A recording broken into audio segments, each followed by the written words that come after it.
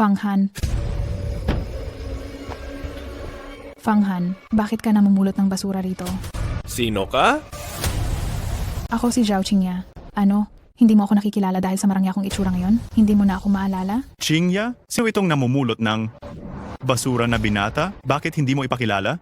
Si Fanghan, ex-boyfriend ko. Hello? Ako si Xiao Xiaokun, ang CEO ng Jiang Province Xiao Group at boyfriend ni Qingya. Hello? Ako si Fanghan, isang basurero. Pasensya na, kadiri ka. Naiintindihan ko. Parang aso, ang lahat ng nakikita ay tae. Kapag marumi ang mata ng isang tao, lahat ng nakikita niya ay marumi. Ikaw, Qingya, hindi pala simpleng tao itong ex-boyfriend mo. Namumulot na lang ng basura, pero ang daldal pa rin ng bibig. Walang masama sa pamumulot. Hindi ako nagnanakaw o nang aagaw. Marangal ang hanapbuhay ko. Fanghan, umagsak ka na sa pagpupulot ng basura. Hindi mo na nga makain ang sarili mo? Bakit matigas pa rin ang ulo mo? Bakit hindi ka pa rin yumuyo ko? Kung luluhod ka at magmamakaawa sa akin, maaari akong makialam dahil sa nakaraan natin. At hihingi ako ng pangkain para sa iyo kay Xiao Xiao. Hindi na kailangan. Hindi ko gusto ang kumikita ng pera habang nakaluhod. At lalo na ang maging aso ng mayaman. Hindi ko gusto ang magtrabaho habang nakaluhod. At lalong hindi ko gusto ang maging aso ng mayayaman. Fanghan, ang pinakakiniinisan ko ay itong mayabang mong pagmumukha. Ano? Sa pagdampot ng basura, masaya ka na ba? Pinakamasama ay mamalimos, basta buhay ka pa, makakaahon ka pa rin. Bakit? Dahil ako ay namumulot ng basura, nakakahiya na ako sa iyo na ex-girlfriend ko? Ikaw. Alam mo ba kung bakit ako nakipaghiwalay sa'yo? Dahil hindi ka man lang nagsisikap. Sa dami ng trabahong pwedeng gawin, bakit kailangan mo pang mamulot ng basura na yan? Maraming magandang trabaho, pero ang pagpulot lang ng basura, ang tanging paraan para maalagaan ko ang nanay ko. Mabuti nga, matulungin mo sa iyong magulang, napakasipag mo, napaka-inosente mo at kahanga. Tara na. Bakit, Qingya? May natitira pa bang damdamin diyan para sa kanya? Xiao, anong sinasabi mo? Paano ako magkakagusto ulit sa isang namumulot lang ng basura? Nakakainis lang itong mayabang niyang pagmumukha. Naiisip ko na nakipag-date pa ako sa kanya noon. Gusto kong masuka. Ang basura ay pwede pa ring ibenta at pagkakitaan. Ito ang tinatawag na gawing ginto ang basura. Pero may ibang tao na naging basura na, may tanga pa rin kukuha at aalagaan na parang kayamanan. Ganyan na ganyan talaga ang tao sa mundo. Ikaw. Hayaan mo, pati pagpulot ng basura ay hindi na niya magagawa. Pumunta ka sa bahay namin at maging isang alipin. Hintayin mo, bata. Xiao Han, ako ang dahilan ng lahat ng ito sa iyo. Dahil sa akin, hinahamak ka ng mga tao at hindi mo pa rin mapanatili ang iyong kasintahan. Ma, ang pagiging masunurin ay hindi kahiya. Pero ngayon kasi, Maagang namatay si tatay at ikaw lang ang nagpalaki sa akin. Tsaka pa, ang paggalang sa magulang ang pinakamahalagang kabutihan. Ang anak ay hindi kailanman magpapabaya sa ina at ang aso ay hindi magpapabaya sa bahay kahit na mahirap. Ngayon, hindi ka na makagalaw. Kung ako ang hindi makagalaw, ikaw ay magrereklamo na ako ay pabigat at itatapon mo ako. anong ina ang makakatiis na itapon ang sarili niyang anak? Kita mo na? Ang magulang ay gumagawa ng libong kabutihan para sa kanilang anak, pero ang anak ay walang naibabalik ni isa sa kanilang mga magulang. Sa mundong ito, masyadong maraming tao ang walang utang na loob. Tinuturing nila ang alaga nila na parang sarili nilang anak, pero hindi nila talaga alam kung paano gantihan ang kanilang mga magulang. Kahit totoo iyan, hindi ko kayang panoorin ka na hindi mag-asawa habang buhay. Hindi ako pwedeng sumama sa iyo habang buhay. Kailangan mong mag-asawa at magkaroon na ng sarili mong anak. Huwag po kayong mag-alala, ma. Kapag gumaling ka na, hindi pa huli ang maghanap. Sandali lang.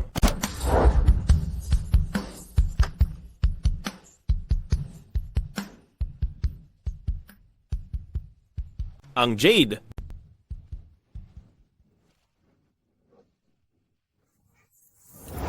Kung ipapagawa ito kay Lauli, siguro pwede itong gawing palamuti. Hehe, nakatsamba ako. Ay, Xiao Han, anong nangyari? wala po, ma. Ito ay... Nahilo lang ako. Parang nakita ko ang tiangong. Kain na po, ma. Hoy, nagpapakain ka pala. Isa kang tunay na masunuring anak ah. Sino kayo? Hindi mo na kailangang alamin kung sino kami. Pakainin mo muna siya pagkatapos natin mag-usap. Sinabi ni Boss Long, kailangan na natin siyang tapusin kaagad. Gago, wala kang nanay ha? Ako, si Tianlong. Kahit masama, may dalawang uri ng tao akong nirerespeto sa buhay na ito. Ang isa ay tunay na tapat at ang isa naman ay ang tunay na masunurin sa magulang. Iba ang usapan ng trabaho. Mga Ginoo, hindi ko alam kung paano kayo nasaktan ni Xiao Han.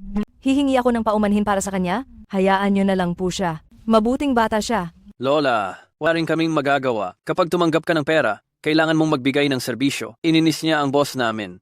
Huwag kang alala, hindi namin kukunin ang buhay niya. Ma, kumain na po tayo.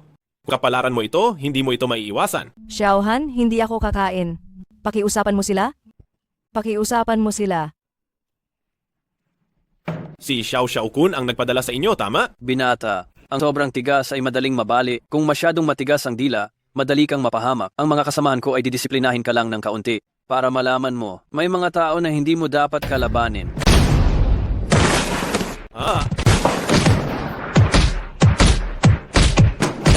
Huwag niyo siyang saktan. Huwag niyo saktan ang anak ko. Ma! Ina ko! Tara na. Wala ka nang magagawa dahil kinalaban mo si Xiao Xiao. Umalis na tayo.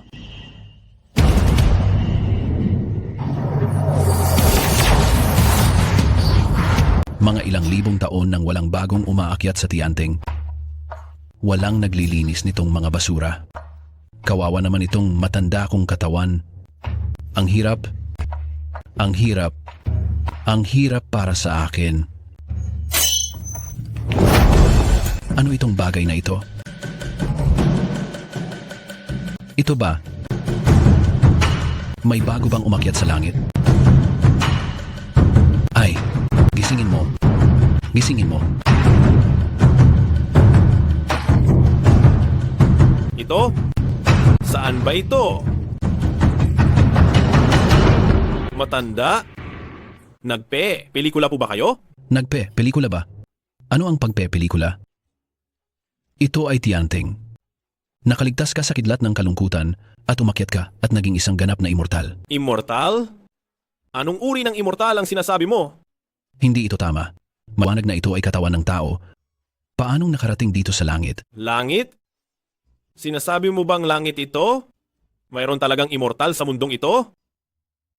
Hindi maaari. Kailangan kong bumalik. Kailangan pa ako ng nanay ko para alagaan siya. Selyo ng tatlong mundo? Ang bagay na ito, nili ka pa talaga, isang tao, bilang Panginoon. Tatlong kaharian na utos. Ano yan? Sinasabi na sinuman ang may hawak nito ay maaaring pumunta sa pagitan ng kaharian ng langit at tao, hindi nakatali sa mga batas. Ngunit, simula nang maghiwalay na ang dalawang kaharian ng langit at lupa, nawala na ito. Hindi ko alam kung bakit bigla, pero bigla itong lumitaw sa iyo. Pero, wala rin namang silbi sa iyo. Pagkatapos ng 100 taon, magiging lupa ka, at natural lang na mawawala rin ito. Paano ako makakabalik? Hawakan mo ito ng mahigpit, at sa isip mo, ipagnilayan mo ang iyong pinagmulan. Teka lang, teka. Bakit? Huwag kang magmadali. Anak, gusto mo bang maging immortal? Ayaw ko. Kung giging immortal ako, wala nang aalaga sa nanay ko. Hoy bata, ang pagiging immortal ay hindi madali o mabilis na bagay. Kailangan mong magsanay. Kung papayag ka sa isang kondisyon ko, sisiguraduhin kong pagkatapos ng 100 taon, aakyat ka sa mundo ng mga immortal at magiging immortal. Anong kondisyon? Nakikita mo ang mga bagay na ito, di ba? Ang langit ay kulang sa tauhan, at ang mga basurang ito na naiwan mula sa paggawa ng sandata at elixirs, walang naglilinis. Gusto kong hilingin sa iyo na kada 3 araw ay linisin mo ito at dalhin mo itong pabalik sa mundo ng tao. Pinapakiusapan mo akong mamulot ng basura? Sige, pwede naman. Pero kung lalabas ako, makakabalik pa ba ako? Wala kang anumang kapangyarihan ngayon, at bawat pagkakataon, 1.5 minuto lang mananatili ka dito. Kung gusto mong gawin ito, ituturo ko sa iyo ang pagkilala. Sa hinarap, ikaw na ang magiging pansamantalang pinuno ng clearing department na ito. Gagawin ko po. Sige. Simula ngayon, ikaw ay isang miyembro na ng palasyo ni Lao Junko. May ilang tuntunin akong sasabihin sa iyo. Anong mga tuntunin po? Una, ang saklaw ng iyong paggalaw ay limitado lamang dito. Huwag na huwag kang gagala-gala. Ang labas nito ay puro magic formations at bawal. Kapag iyo itong nahawakan, mawawala ang buhay mo. Sige po, tatandaan ko. Pangalawa, kung makakasalubong mo ang ibang mga immortal dito at tanungin ka kung ano nga ba ang ginagawa mo, kailangan mong sabihin na nakikinig ka sa turo ng tao, Lord, at wala kang ibang nalalaman. Turo? Tama. Hindi ka immortal. Wala kang fruit position ng immortal. Pag natuklasan ka ng tagapagpatupad ng langit, tiyak na mapapahamak ka agad. Sige po, naiintindihan ko. Mabuti. Ibigay ko sa iyo itong Kyangkun bag. Maglinis ka na. Mahal na immortal, ano po itong mga bote? Ito ay mga basurang natira sa paggawa ng kasangkapan. Itong mga papel naman? Mga natira sa pagguhit ng mga talisman. Itong parang dumi ng tao? Ito ay hindi pwedeng hawakan. Bakit hindi pwedeng hawakan? Ang lambot at malagkit sa pakiramdam? Hindi rin mabaho ang amoy, maliban na lang kung mukhang tae. Ito ay tae talaga? Siguradong si Xiao Tian Shendog na naman, ang hindi naglinis. Ew! Matandang immortal?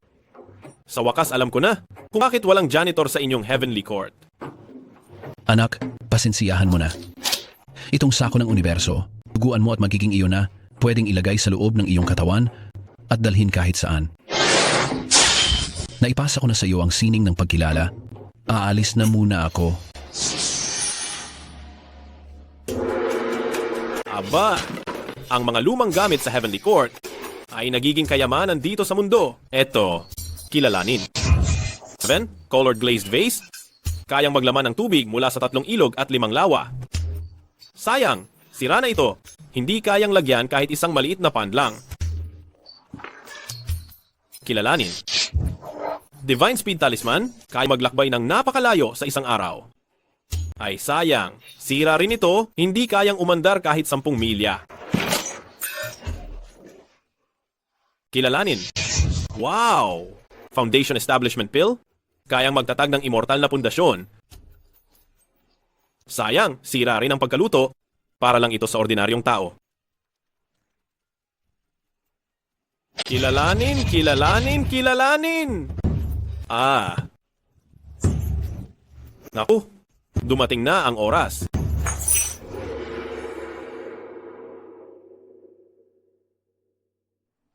Bumalik.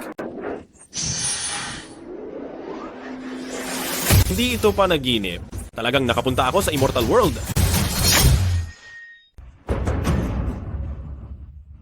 Hindi ito panaginip. Talagang nakapunta ako sa mundo ng mga immortal. Xiaohan? Ma, Xiaohan? dahan lang. Ayos ka lang ba? Ayos lang ako, ma. Wala akong sakit. Xiaohan, ordinaryong tao lang tayo. Kapag may nangyari, tiisin mo lang. At lilipas din yan. Kung sakaling may masamang mangyari sa'yo, kahit mamatay pa ako, hindi ako mapapanatag. Ma, huwag kang mag-alala. Hindi na ako magiging padalos-dalos simula ngayon. At hindi na tayo hahayaang apihin ng sinuman. Ay, Ma, magpahinga ka muna. Aayusin ko lang itong mga kalat para maibenta na.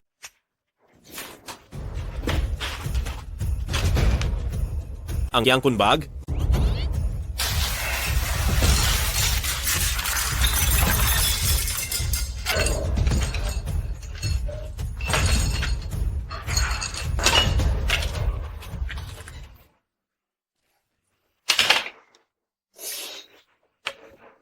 Itong mga porselana, mga jade, makakapalit ng kaunting pera.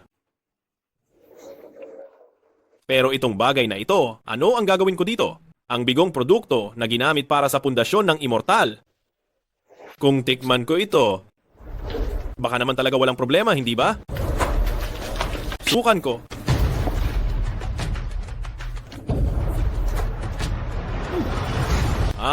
Xiaohan, anong nangyari sa'yo? Ma, Ma, ayos lang ako.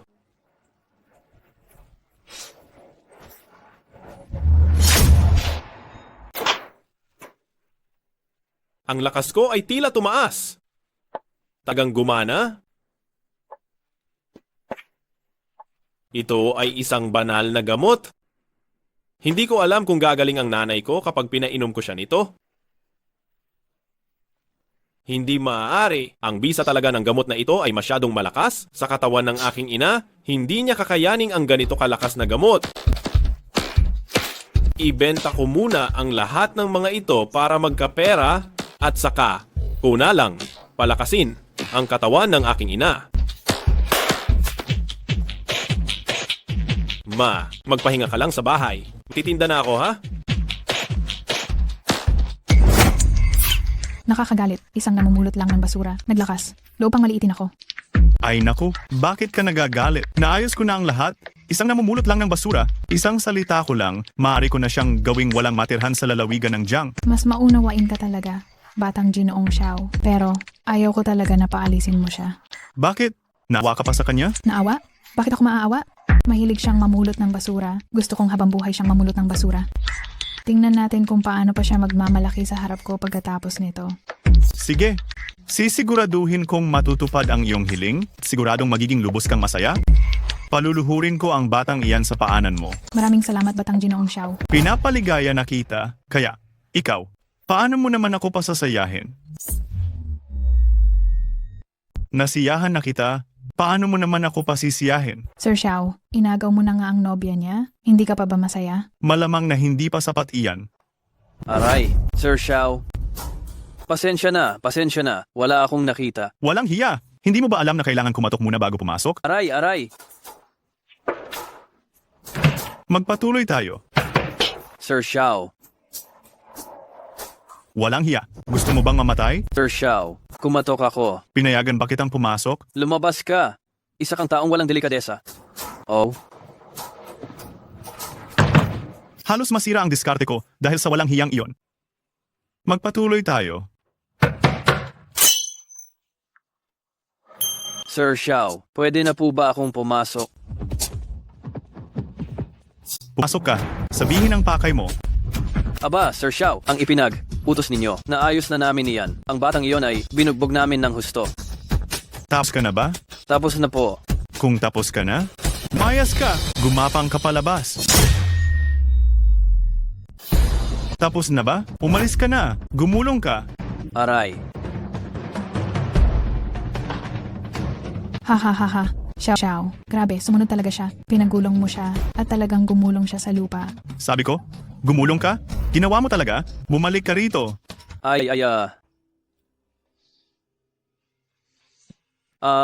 Xiao. May reaksyon ba yung batang yan? Xiao. Isa lang siyang tanga. Pero sunurin pa rin. Kahit na sinaktan namin siya, wala siyang sinabing masakit. Sige. Kung wala namang nangyayari, bantayan mo siya. Kung maghahanap ng ibang trabaho yung batang yan, guluhin mo talaga. Sabi ni Qingya, dapat yung batang yan, habang buhay ay pulutin ang mga basura at ibenta ang lahat ng basura. Sige na. Masusunod, Xiao po. Xiao Xiao, ang mga tauhan mo mukhang tapat naman. Katapatan? Isang malaking kalokohan. Sa pera lang naman ako nagkakaganyan. Gayunpaman, ang ganitong klaseng tao, dapat marami kang ganyan.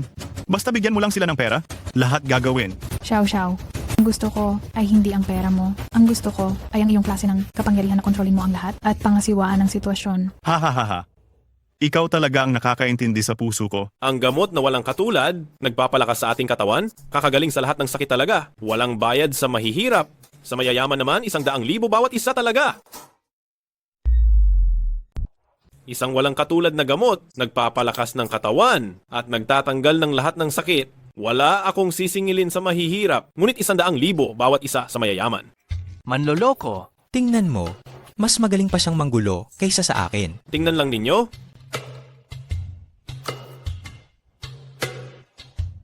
Isang walang katulad na gamot na matindi, nagpapalakas ng katawan, nagpapagaling ng lahat ng sakit. Na ninyo, tingnan lang ninyo. Binata, sabi mo ang gamot mo, nakakapagpalakas ng katawan at nakakapagpagaling ng lahat ng sakit. Tama po. Ito ay gamot na sinubukan ko mismo. Sige, maari mo bang sabihin sa akin Ano ang mga sangkap ng gamot mo? Anong mga halamang gamot talaga ang ginamit sa paggawa nito? Ito ay isang natatanging formula. Hindi ko pwedeng ibunyag. Hindi ko talaga pwedeng ibunyag. Mabuti. Kahit na iyan ay natatanging formula, dapat marunong ka namang manggamot, hindi ba? Mayroon ka bang lisensiya ng doktor? Sa tradisyonal na gamot na Tsino, ang mahalaga ay ang pagsusuri, pakikinig, pagtatanong, at paghipo. Halika, tingnan mo. Ano ang kalagayan ng aking katawan? Ako? Hindi ako marunong manggamot. Binata. Narinig mo na ba? Ang mabuting doktor ay nagpapagaling ng sakit, ang masamang doktor ay pumapatay. Ang salita ay maaring madaling bitawan, ngunit ang gamot ay hindi maaring kainin ng basta-basta. Ikaw ay bata pa. Bakit hindi ka gumawa ng mas kapaki, pakinabang, kundi ang gawin ng gawaing panloloko? Kung may kumain ng gamot mo at nagkaroon ng problema, mapananagutan mo ba yan? Kinain ko talaga. Hindi ako nagsisinungaling. Bahala ka sa buhay mo. Hindi na maganda ang kalooban ng mga tao. Tama ang sinabi ng matanda. Kung hindi marunong manggamot, walang maniniwala. Mukhang pagkatapos ng 3 araw, kailangan ko ulit balikan ang matandang doktor para matuto ng sining ng panggagamot. Inaas, ano nang gamit nitong ginawa mo? Matandang Diyos? Ito, tinatawag itong pag-uri ng basura. Nakikita ko kasi na ang lahat ng pinagtatapunan sa langit natambak lang kung saan, at ang ilang mga pildoras ay may lason pa na kapag kinain ng mga manok at pato, agad na namamatay. Kaya naman, naisip kong gawin ang pag-uuri. May katuturan. Paano mo nga ba ito ihihiwalay? Matandang Diyos, tingnan niyo po. Mayroon itong 4 na kulay. Ang asul na ito ay para sa pagpapanday, maging magic weapon o kagamitan, maging palpak man ang pagkakagawa o mga natirang piraso, ay maaari mong ilagay dito. Tingnan mo naman itong kulay, abo. Ang kulay, abo na ito, ay para sa pagbuo ng formasyon, maging formasyon o mga watawat ng formasyon, mga jade talisman o spell item, ay maaari mong ilagay dito. Ang luntian na ito ay para sa paggawa ng mga pildoras, ang ilang mga pildoras na tinapon ay maaari mong ilagay dito. Sa wakas, ang pula na ito ay para sa mga nakalalasong bagay na kinakailangang sumailalim sa espesyal na pagproseso tulad na lamang ng ilang nakalalasong pildoras at mga kakaibang simbolo. Sa ganitong pag-uuri, magiging madali na para sa akin na mag-ayos dito sa mundo ng tao. Aha, napakaganda. Magandang ideya. Ipapaalam ko kaagad ito sa Emperador ng Langit. Dapat itong ipatupad dito sa langit. Inaas, may naitala ka na ngang isang merito para sa bagay na ito. Siguradong magbibigay ng gantimpala ang Emperador ng Langit sa hinaharap. Matandang Diyos, sa araw na pagmumuni, muni at paggawa ng pildoras, kailangan mo pa rin kalkulahin ang oras ng maayos. Mayroon akong munting kagamitan mula sa mundo ng tao. Tingnan mo, isang ikot nito, katumbas na iyon ng 12 oras at maaari pa itong magbigay ng tamang paalala. Ito ay inihahandog ko para sa matandang diwata. Tanda ito ng paggalang ko. Kek. Binata, lubos akong natutuwa sa iyong pag-aalala. Binata, dahil sa nakita kong sipag at pagsisikap mo, kung mayroon kang anumang hiling, maaari kang humiling ng isa sa diwatang ito. Iho, dahil nakikita kong napakasikap mo, mayroon ka bang kahilingan na maaari mong hilingin sa akin? Matandang immortal? May matinding sakit si ina sa loob ng maraming taon? Humina ang mga ugat sa kanyang mga kamay at paa? Gusto ko pong mag-aral ng ilang sining ng panggagamot mula sa inyo. Dahil sa iyong mapagmahal na puso bilang anak, ipapasa ko sa iyo ang Xuanyu 100 Herbs True Scripture. Ang sinaunang tao noong unang panahon, ang kanilang karunungan ay nakabatay lamang sa yin at yang at sa mga pamamaraan ng matematika, maayos na kontrol sa pagkain at inumin, may kaayusan sa kanilang pamumuhay. Hindi sila nagtatrabaho ng walang habas, kayati ang kanilang anyo at espiritu ay nagkakaisa at natatapos ang kanilang likas na haba ng buhay, umaabot sila ng 100 taon bago sila tuluyang umalis.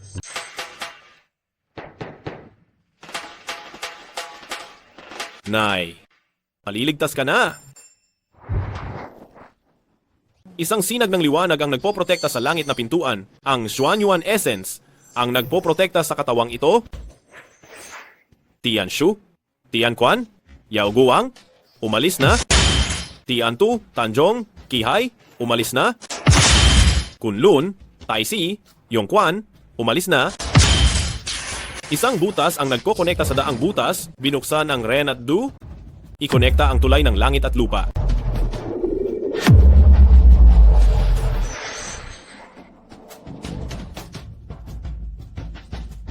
Ang ginhawa, ang katawan ko, hindi pa naging ganito kagaan sa loob ng 10 taon. Ang ginhawa. Itong katawan ko. 10 taon na akong hindi nakakaramdam ng ganito kadali. Ma, subukan ninyong igalaw. Baliw na bata. 10 taon na akong paralisado. Paano ako gagalaw? Ma, nakakita ako ng isang immortal at tinuruan niya ako ng medisina para maibalik ang inyong mga ugat at maging parang bago. Subukan ninyo. Ikaw na baliw na bata? Lang immortal na ganyan. Aray, aray, aray. Ang kamay ko, ang kamay ko, ang kamay ko, gumagalaw na. Ay ma, bumaba na kayo at subukan lumakad ng 2 hakbang. Halika na. Kamangha-mangha, sobra itong kamangha-mangha. 10 taon, muli akong nakatayo. Ma, ang mas magandang buhay ay darating pa. Sa tulong ng sining ng panggagamot na ito, kikitain nating pera, hindi na mauubos sa paggastos. Fanghan, lumuhod ka, Ma, luhod ka. Xiaohan, lumalaki na ang iyong kakayahan? Hindi na kita makokontrol balang araw. Ngunit, ang sakit ng pagkakaupo sa wheelchair, naranasan ko sa loob ng 10 taon. Dahil mayroon kang ganito kataas na kakayahan sa panggagamot, mas kailangan mo ng tamang etika sa panggagamot. Hindi lang ang pagkita ng pera ang buong buhay mo. Ang kailangan mong gawin ay manggamot at magligtas ng mga tao. Ma, wag po kayong mag-alala sa akin. Hindi ako makapagliligtas ng maraming tao ng mag-isa. Sa susunod, magtatayo tayo ng parmasya, magtatayo rin tayo ng ospital, para lang gamutin ang mga taong walang pambayad sa gamutan. Ay. Anak, ako ang magluluto para sa iyo ngayon. Xiao Xiaokun, Zhao Qingya. Hindi ko kayo papatulan. Sana naman ay marunong na kayong umintindi. Huwag na kayong manggulo pa sa akin. Ang umaga, ang pinakamainam na oras para magsanay, huwag kang magpabaya. Haka, ipikit ang mata at payapain ang isip. Hinga. Lango. Ang walang kapantay na milagrosong gamot ay nagpapalakas ng katawan. Ito'y ginagaling ang lahat ng uri ng sakit. Walang bayad sa mahihirap. At sa mayayaman, ito'y nagkakahalaga ng 100,000 piso bawat isa. Sino itong sumisigaw dito? Paalisin ko siya. Ay sus, ang pagsasanay ay kinakailangan ng pagpapanatili ng puso. Hindi ito dapat maapektuhan ng mga panlabas na bagay. Nawawala ang focus mo, kumalma ka. Halika. Alisin mo ang lahat ng mga distractions sa iyong isip. Isipin mo na parang ikaw ay isang sanggol, perpekto at buo. Tingnan ninyo, ang walang kapantay na milagrosong gamot ay sadyang nagpapalakas ng katawan. Ginagaling nito ang lahat ng sakit, walang bayad sa mahihirap, at sa mayayaman, nagkakahalaga ito ng 100,000 piso bawat isa. Lolo, tingnan mo siya. Hay, hindi pa ganap ang pagsasanay mo, kaya ka naapektuhan ng mga panlabas na bagay. Muli, hinga. Milagrosong gamot, walang bayad sa mahihirap, at sa mayayaman, nagkakahalaga ito ng 100,000 piso bawat isa. Ay, Lolo. Hindi rin pala ganap ang pagsasanay ko. Mamamatay ako sa galit dahil sa batang iyon. Nanggugulo na naman, tayo na. Tingnan ninyo. Iho, nung nakaraan tinuruan na kita ng leksyon, hindi ka pa rin nagpakita ng pagsisisi o nagbago. At ngayon ay lumabas ka na naman para sa ganitong panloloko at pandaraya. Ngayon, kailangan kitang bigyan ng matinding leksyon. Hala, wag po. O matanda, wag po. Ayan na, hindi talaga ako manloloko. Wala akong singil sa mahihirap. Ibig sabihin yan, nanloloko ka lang ng mayayaman ano? Ah, tama. Teka, hindi ito panloloko. Iho, bibilang ako ng 3. Ilipit mo na ang paninda mo. Kundi, huwag mo akong pilitin na sirain ang sira. Sira mong paninda, iho. Bibilang ako ng 3, alisin mo na ang tindahan mo. Kung hindi, huwag mo akong pilitin, sirain ang basag na tindahan mo. Lola's House, pakinggan mo akong magpaliwanag. Ay naku, hindi. Pakinggan mo ang paliwanag ko. Hindi ako impostor. At hindi ko rin niloloko ang mayayaman. Nagamit ko lang ang pera ng mayayaman upang tulungan ang mas marami pang nangangailangan ng pera para sa gamutan at buhay ng mahihirap. Itong sinasabi mong nangangailangan ng pera para magpagamot, ikaw lang iyon, di ba?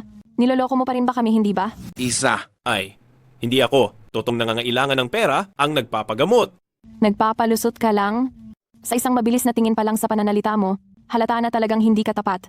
Ako? Bakit? 2. Ay naku, talaga namang binibintangan mo ako ng walang basehan. Talaga namang mabuting tao ako. Pati ba naman impostor? Magsasabing mabuti siyang tao. E di ako na ang santo. 3. May sakit ka. Ikaw, Lola's House. May sakit ka. Gusto mo bang hawakan ko ang pulso mo? MF. Nung nakaraan, pinakita ko na sa'yo pero hindi mo naman talaga tiningnan. Ngayon, tumaas na ang level ng panloloko mo. Totoo man o hindi, malalaman natin iyan kapag sinubukan na. Bata, ikaw talaga sobrang mayabang at hindi ka naniniwala hangga hindi mo nakikita ang ebidensya. Pwede kitang payagan na hawakan ang pulso ko pero kung hindi mo masabi ang mga detalye, sisiguraduhin kong hindi ka makakapanatili dito sa Jiang Province. Ang ginto ay di matatakot sa apoy. Lolo, pakiusap.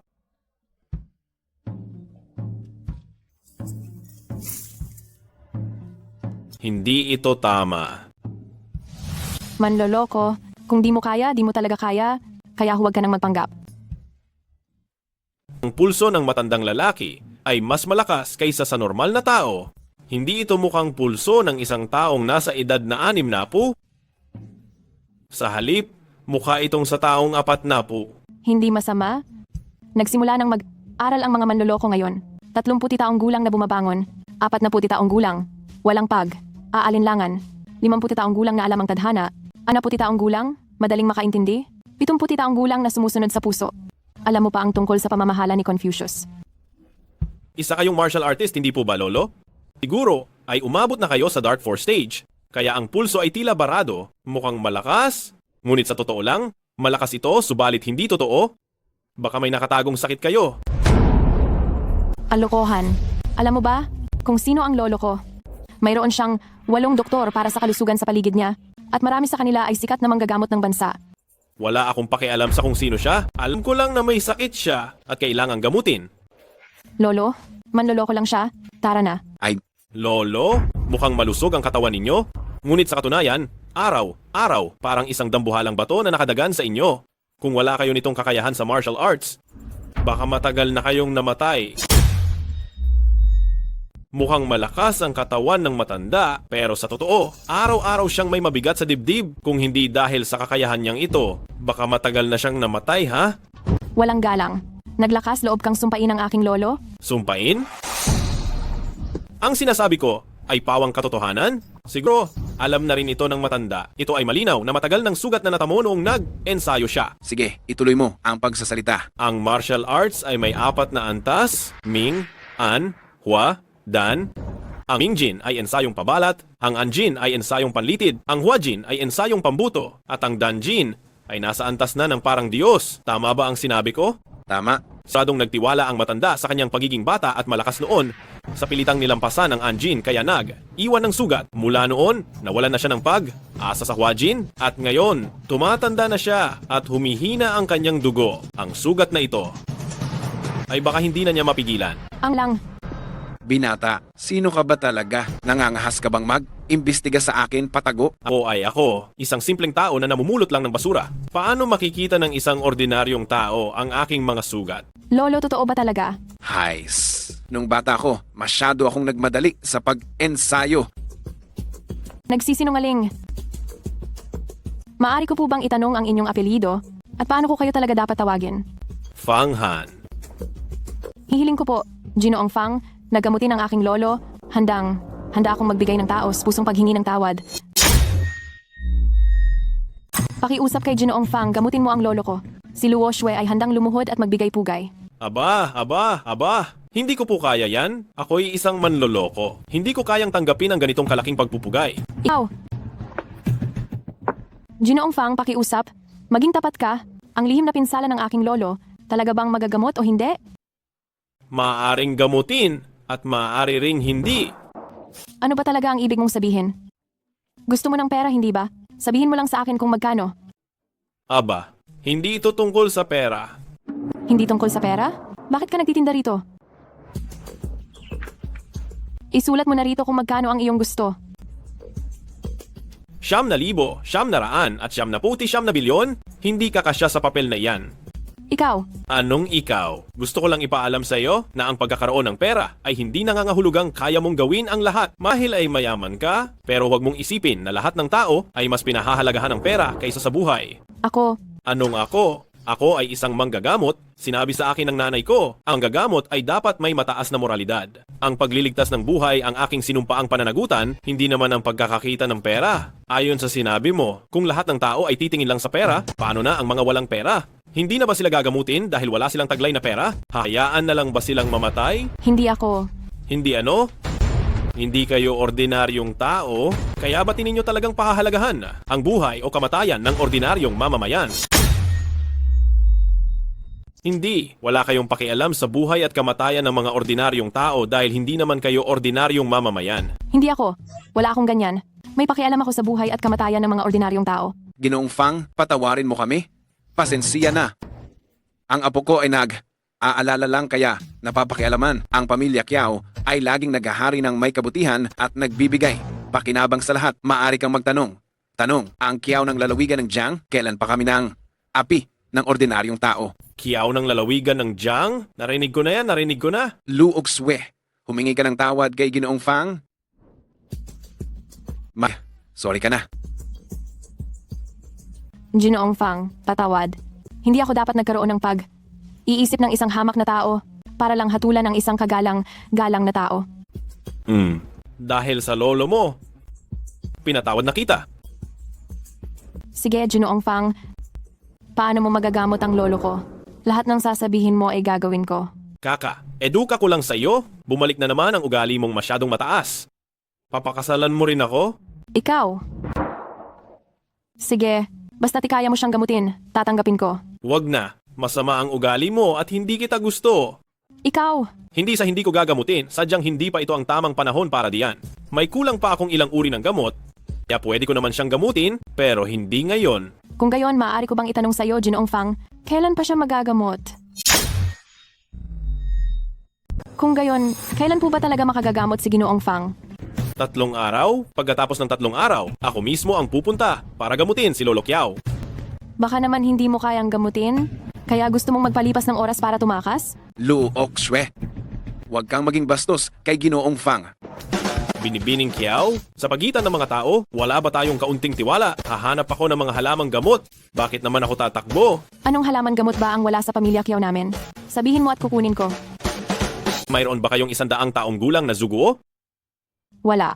Ginseng na mahigit 200 taon? Mayroon ba kayo? Maaari na ba ang 2 ugat na mahigit 100 taon? Kung mayroon kang asawa na may 120 kilo, papalitan ko ng 2 may 60 kilo, pwede ba? Kung gayon, syempre hindi. Ang bisa ng gamot ay may napakalaking kaibahan kahit konti lang ang pagkakamali, kaya hindi maaaring magkaroon ng anumang pagkakamali. Ang zugo na sinasabi mo, hindi ko pa narinig. Sasama na ako sa'yo para hanapin. Ang binibini, bawat isa ay may sariling sekreto. Ang lugar na pupuntahan ko, ako lang ang makakapasok. Huwag na nating abalahin si Ginoong Fang. Ginoong Fang, pagkatapos ng 3 araw, naghihintay ako sa pamilya Kiao. Tatandaan kita, kung hindi ka darating pagkatapos ng 3 araw, ipapakita ko sa'yo. Si Fang Han, pansamantalang direktor ng Dibisyon ng Paglilinis, makinig. Ito ang utos mula sa emperador ng mga immortal batay sa mungkahi ni Fang Han, ang pansamantalang direktor ng Dibisyon ng Paglilinis, ang klasifikasyon ng mga mapagkukunan para sa paglilinang. Ang sistema ng recycle at muling paggamit ay ipapakalat sa Korte ng Langit na lubhang nagpabuti sa kalinisan ng ating Korte ng Langit at nakatipid ng maraming mapagkukunan para sa paglilinang. Uutos na siya ay maging opisyal na direktor ng Dibisyon ng Paglilinis. Mula ngayon, dapat kang maging masipag at tapat sa iyong tungkulin at gampanan ng buong puso ang iyong responsibilidad. Samat, kamahalan ng emperador ng mga immortal. Batiin kita, kaibigang Fang Han, sa opisyal mong pagiging opisyal ng langit ng ating immortal realm. Maraming salamat po sa inyong rekomendasyon. Tiyak nagagantihan ko po ito. Kaibigang Fang, huwag ka nang magpakumbaba. Mula ngayon, maaari mo akong tawaging Lao Jun o kaya ay matandang opisyal. Huwag po. Huwag po. Sobra po talaga kayong mapagbigay sa isang tulad kong bata. Maaari ko po bang itanong, matandang opisyal, ang aking posisyon bilang direktor ng dibisyon ng paglilinis? Ay anong antas po? Ito kasi, kung ordinaryong tao ka lang, wala namang masama akong sasabihin. Ang mga opisyal ng langit sa kaharian ng mga immortal ay nahahati sa 18 antas. Ang iyong antas ay nasa pang 18 baitang. Sa katunayan, para ka lang nagwawalis. Mahina po ang aking paglilinang, kaya ang mabigyan lang ng posisyon ay sapat na po. Nako, matandang opisyal, ang espiritual na enerhiya sa mundo ng tao ay napakababa, mahirap magsanay. Mayroon po bang anumang gamot na makakatulong sa aking paglilinang?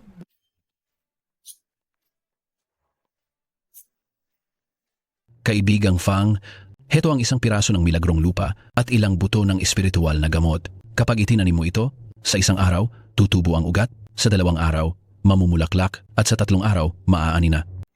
Maraming salamat po, matandang opisyal. Salamat. Maraming salamat po, matandang opisyal. Ano?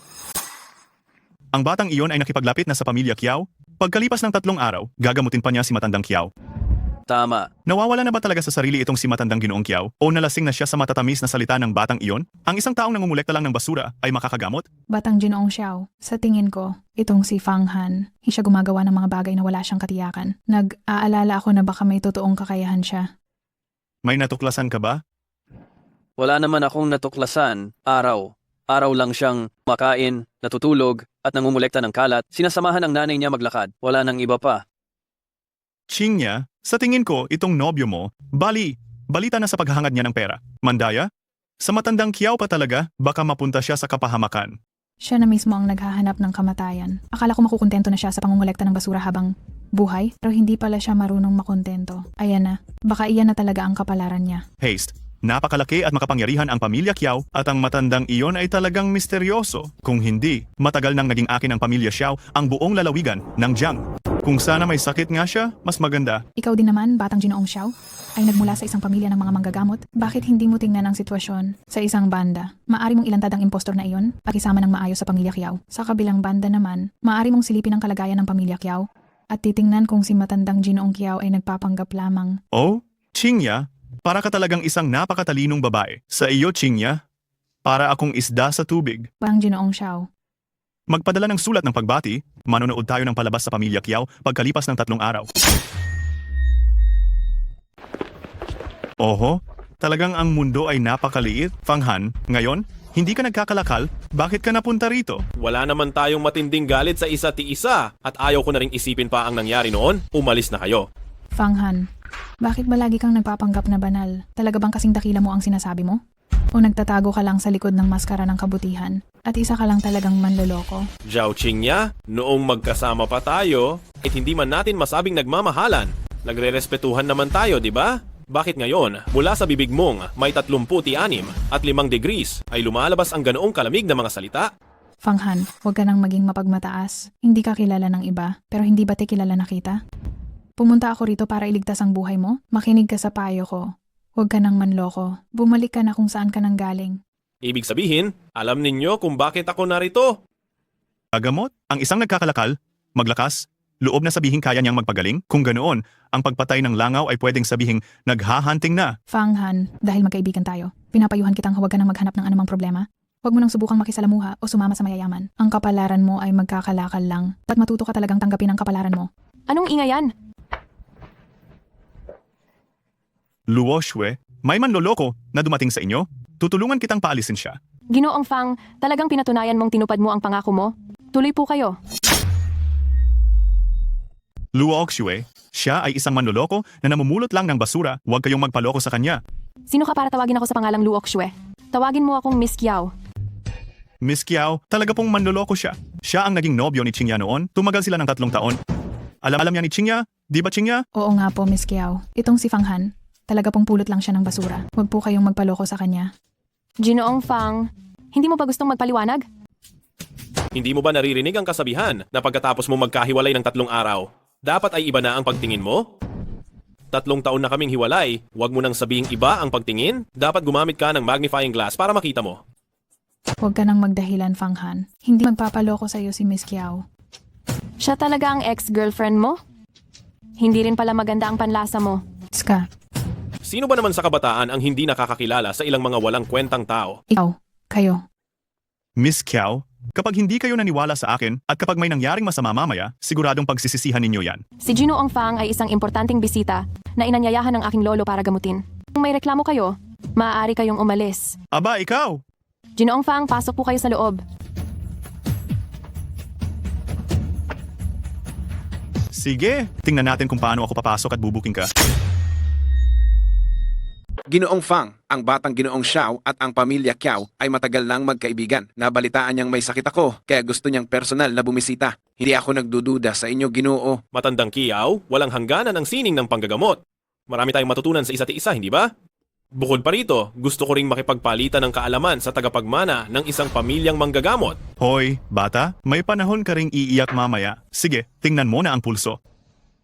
Nagsuri na ako? Sige, batang Ginoong Kiao, ikaw naman ang mag-examine. Matandang Kiao, ako po muna ang magsuri sa inyo. Aba. Sa pandinig, malakas ang boses, puno ng sigla. Sa paningin, kulay, rosas ang kutis. Sa hawak, ang pulso ay matibay at malakas. Ang matandang ito, siguradong mabubuhay pa ng 30 taon. Hais, ang pamilya Xiao ay gustong maghari sa negosyo ng lalawigan ng Jiang, mukhang mahirap na. Ano sa tingin mo, batang Ginoong Xiao? Matandang Kiao, malakas ang inyong katawan at walang anumang sakit. Baka niloloko lang kayo ng batang ito? Ang matandang Kiao ay nangingibabaw sa lalawigan ng Jiang sa loob ng ilang dekada. Maaari ko bang lokohin ang matandang Kiao? Sa tingin mo ba, tanga ang matandang Kiao? Matandang Kiao, susuriin ko ulit ng mas detalyado.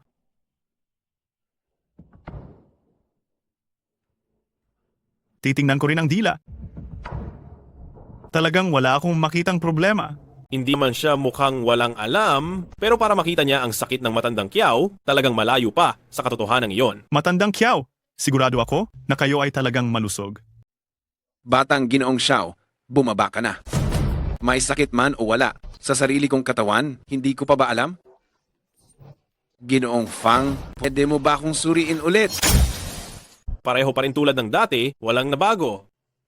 Ngayon, may paraan na. Para gamutin, kailangan pa itong kumpirmahin ni Kiao Lao. Pakiusap, diretsyong magsalita, Ginoo. Ang sakit na ito ay lihim na nakatago, tila walang iniinda, pero pag sumiklab, ay parang rumaragas ang baha. Di na mapipigil? Kaya, una ilabas ang ugat ng sakit, pahinain ang tinding lakas, tabingan ang pinagmulan, puksain ang pinakaugat, at ibalik ang lakas ng katawan.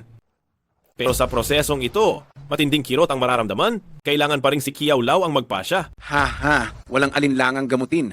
Inanyayahan ko si Fang Xiansheng na pumunta, lubos kitang pinagkakatiwalaan. Kaya ituloy mo lang ang paggamot.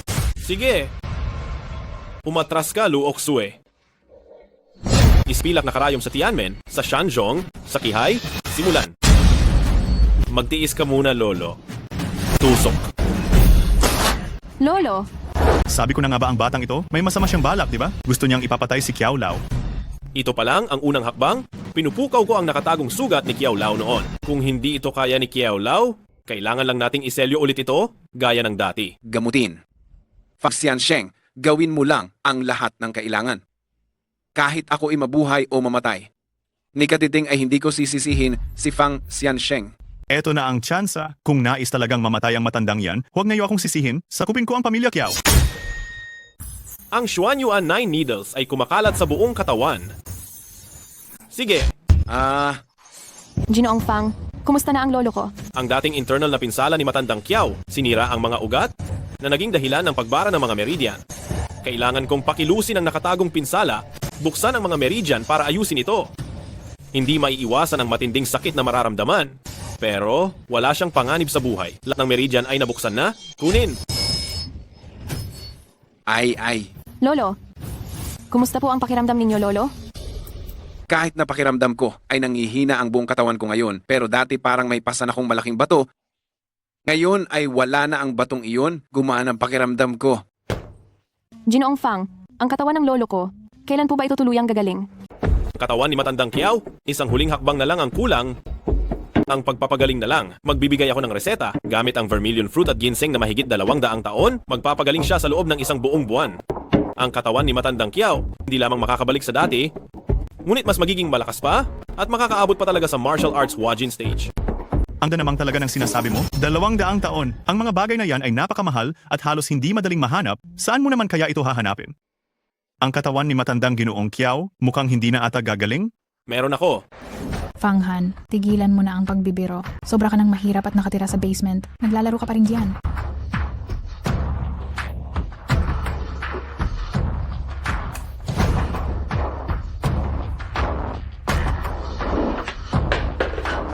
Kumpleto at perpekto sa napakagandang kalagayan o kondisyon. Imposible, imposible! Ang ganoong kahalagang bagay, paano ka nagkaroon niyan? Buong buo, perpekto ang kondisyon. Imposible, imposible. Isang bagay na napakabihira. Paano mo nakuha yan? Siguro dahil maganda ang karma ko. Luog Sue, maghanda ng 10 milyong piso para sa bayad sa konsultasyon ni Ginoong Fang at ihatid ito sa bahay niya. Masusunod, Lolo. Isang sakit lang, may 10 milyon agad. Fang Han, hindi ko inakala na may araw ka palang sisikat. Hindi ko talaga maintindihan. Napakamay? Kakayahan mo? Bakit hindi mo ipinakita kaagad? Kung hindi sana, hindi ko sana. Hindi mo sana ano? Nagsisisi ka na? Pero huli na para magsisi. Young Master Xiao? Young Master Xiao? Young Master Xiao? Ang galing ng panggagamot ni Ginoong Fang, bakit pa siya magtitinda sa kalsada at magdurusa sa init at lamig? Bakit hindi ka na lang maging opisyal na manggagamot ng pamilya namin? Ang pamilyang Kiao. Nakasanayan na? Nakasanayan na? Us ng aking ina, may ganitong kaalaman ako sa panggagamot. Dapat akong magtayo ng klinika upang makatulong sa mga tao.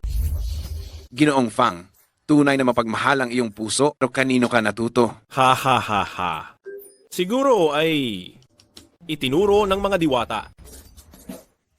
Matandang Kiao, may isa akong pabor na hihingin sa inyo. Ang 10 milyong iyon, maaari ba nating gamitin ang 9 milyon upang magtatag ng isang pondo? Patulungan ang mga walang pera na magpagamot? Ginoong Fang, hindi ba tinakatira ka pa rin sa basement? Bakit? Sanay na ako sa pagiging mahirap at saka ang biglaang pagyaman nang walang kakayahang ingat ng yaman ay mas masama pa kaysa mabuti. Simula ngayon, sa bawat perang kikitain ko, isa lang ang kukunin ko. Ang 9 na bahagi ay ibabalik sa publiko. Mabuti. Luoksu, uang ilabas ang 9 milyon at maglalabas din kami, ang pamilyang Kiao, ng 9 milyon upang sama-samang maitatag ang pondo sa paggamot. Ay, Xiao Xiao. Makinig ka sa akin. Xiao Xiao, ipapaliwanag ko. Ay, Xiao Xiao.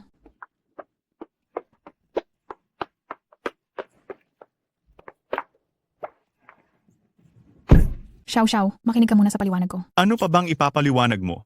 Ang dating kasintahan mo ay kalukuyang nasa tuktok ng tagumpay at kasikatan, bakit hindi mo pa siya kaagad puntahan para makipag-areglo?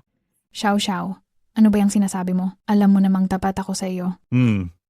Xiao Xiao, ang naraman ko kanina ay hindi talaga pagsisisi, kundi galit. Si Fang Han, sobrang lalim ng kaniyang mga balak at sobrang tago niya. Nagkakilala kami sa loob ng maraming taon, pero hindi ko pa rin lubos alam ang pinanggalingan niya. Tama, kakaiba talaga. Isa lang siyang ordinaryong tao, ngunit sa hindi maintindihang dahilan, nagkaroon nga siya ng pangkaraniwang kasanayan sa panggagamot.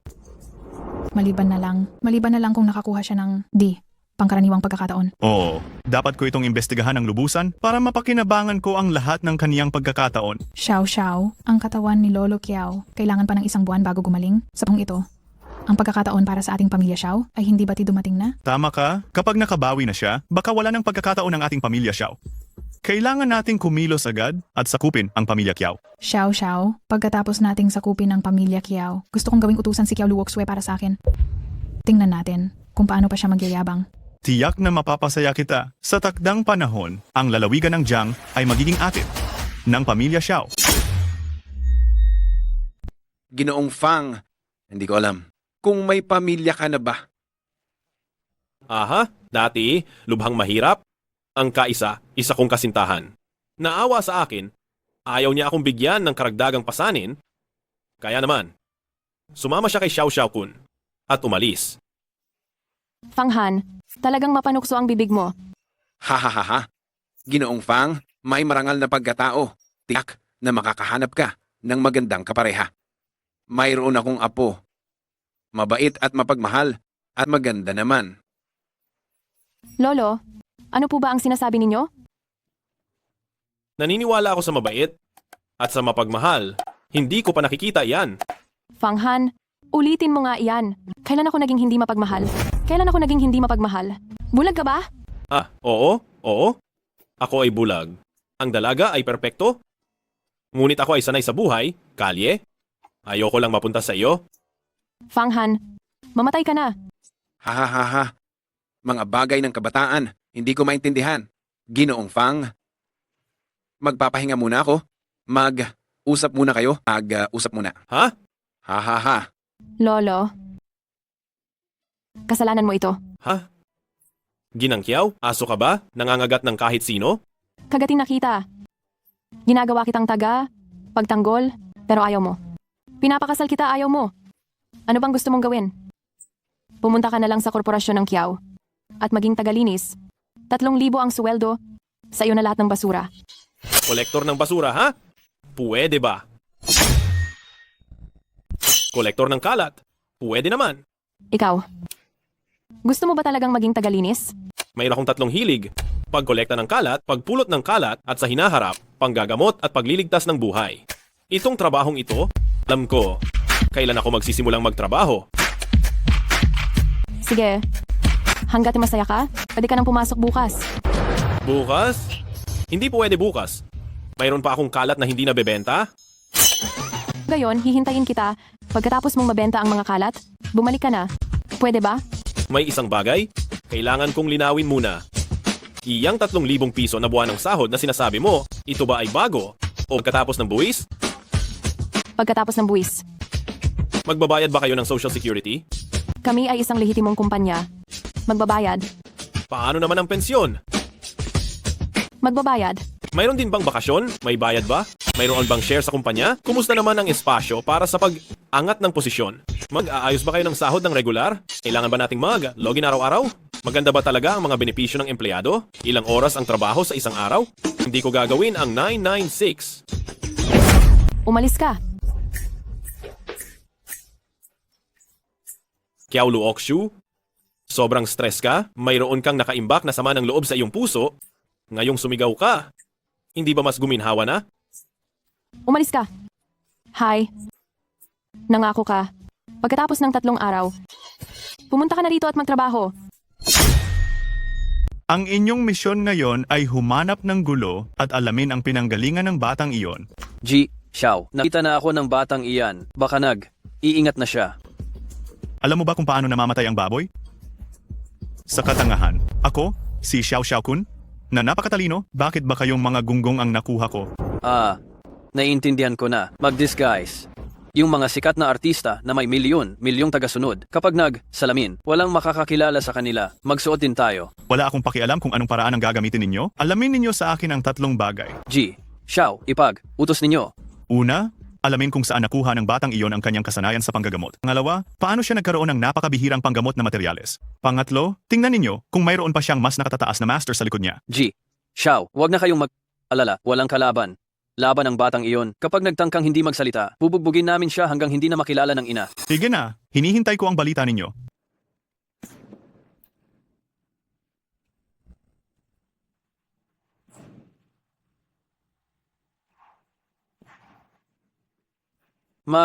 Salamin tayong lahat. Kapag dumating sa lugar, sundin ninyo ang aking hudyat. Kapag sumenyas ako, kumilos na kayo. Opo, Kuya Long. Tara na, sakyan natin ang ating mga battle car. Samahan natin ang batang iyon na maglaro ng husto.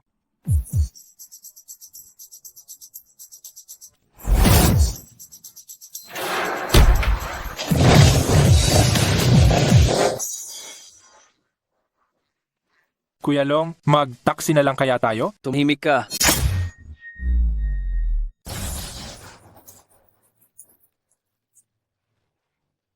Umalis ka na agad. Umalis ka. Umalis ka na agad. Bilisan mo. Umalis ka.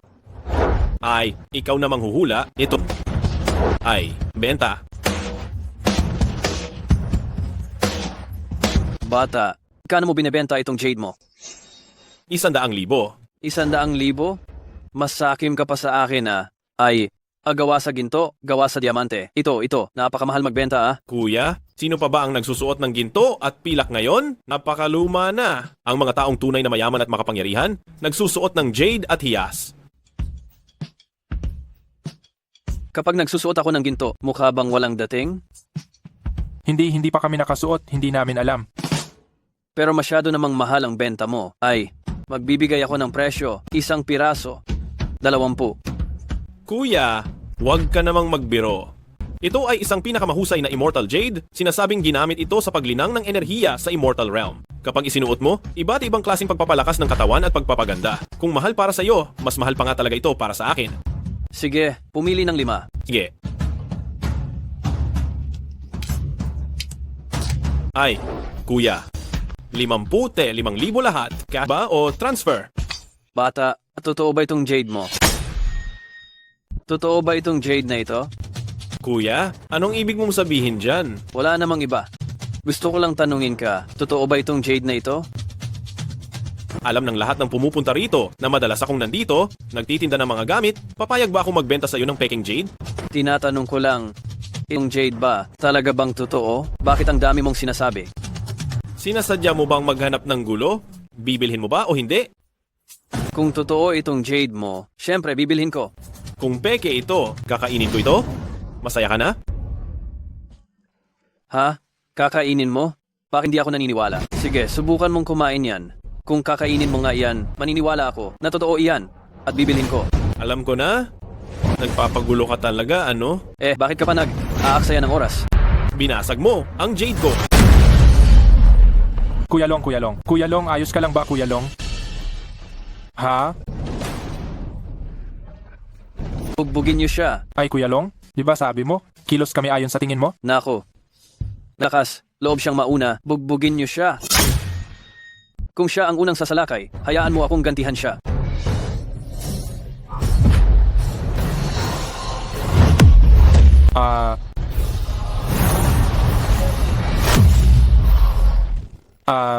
Aray ko. Paumanhin? Ngayon ko lang natutunan ng ilang galaw? Hindi ko na kontrol ang lakas.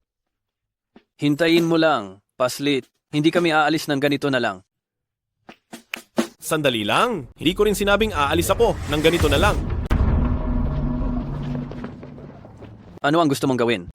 Magsalita ka? Sino ang nagpadala sa inyo? Ayaw mong sabihin ano? Ikaw? Sampalin mo siya. Ayaw mo ano? Kung gayon, sasampalin kita. Sasampalin ko. Kuya Long, mas magaan ang sampal ko kaysa sa kanya. Tiisin mo lang. Sabihin mo, sino ang nagpadala sa iyo? Paslit, naglakas. Loob kang sampalin ako? Ayaw mong magsalita? Ikaw? Ako, Sampalin mo ulit siya. Kuya Long, ikaw. Tiisin mo lang ha. Magsalita ka? Sino talaga ang nagpadala sa inyo?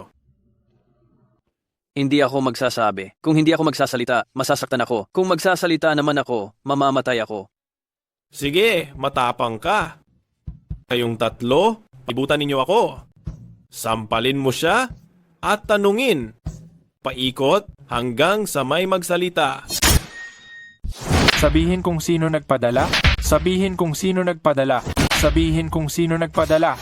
Sabihin kung sino nagpadala. Sabihin kung sino nagpadala. Sabihin kung sino nagpadala. Magsalita. Kuya Longlong, magsalita ka na. Sige na. Kung magpapatuloy pa ito, baka hindi na kami mabuhay.